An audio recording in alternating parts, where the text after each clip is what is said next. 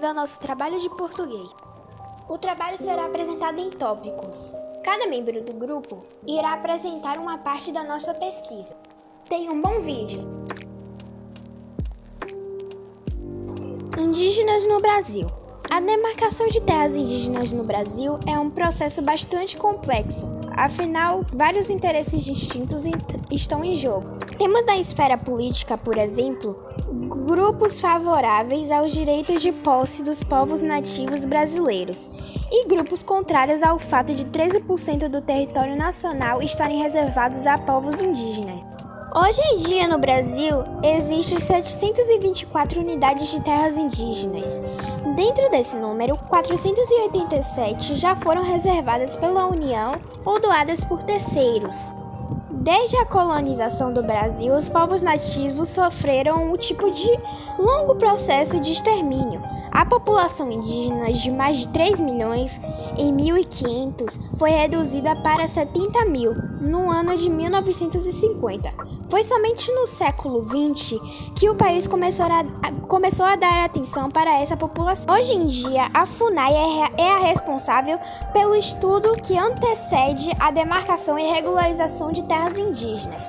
O processo de demarcação e regularização de terras acontece em 5 etapas: identificação e delimitação, declaração, demarcação física, homologação e, por último, o registro em cartório.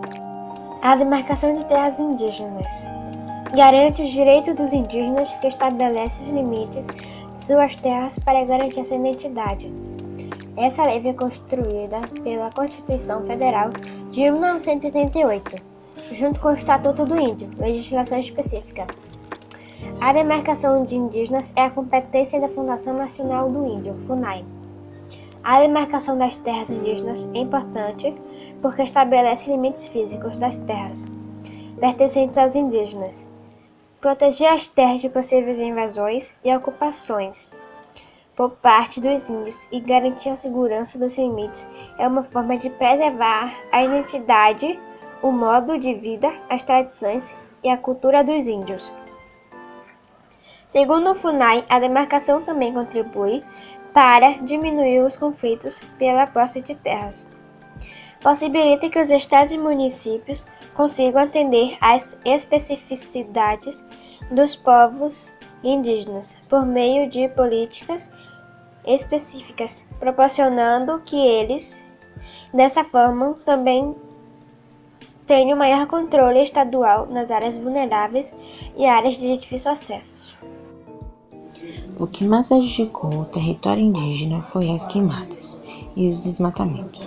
De acordo com os indígenas, o desmatamento afetou diretamente a vida dos povos indígenas, por causa da insegurança que gera dentro da terra em que eles vivem. As queimadas foi um exemplo, onde teve mais de 50% dos territórios queimados. Sem contar que a maior causa do desmatamento na natureza é porque querem construir garimpos ou lugares para atividade agrícola.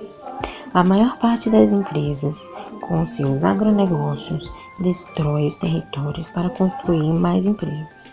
E você sabia que o governo também prejudica o território indígena?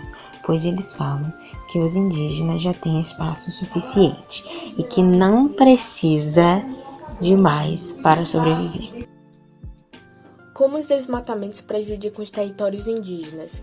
De acordo com a líder indígena, o desmatamento afeta diretamente a vida dos povos indígenas por causa da insegurança que gera dentro da terra e também devido a essa violência.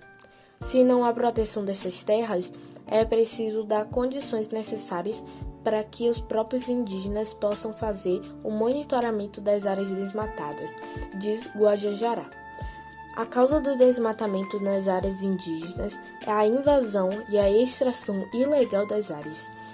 Isso tem trazido muitos conflitos e assassinatos, mas todas essas mortes seguem sem investigações e impunes, afirma o cliente jornalismo, a coordenadora executiva da Articulação dos Povos Indígenas do Brasil, a PIB, Sônia Borges Guajajara, durante uma mesa sobre os compromissos climáticos do Brasil na Conferência das Nações Unidas sobre a Mudança Climática, COP23, em Bonn, na Alemanha.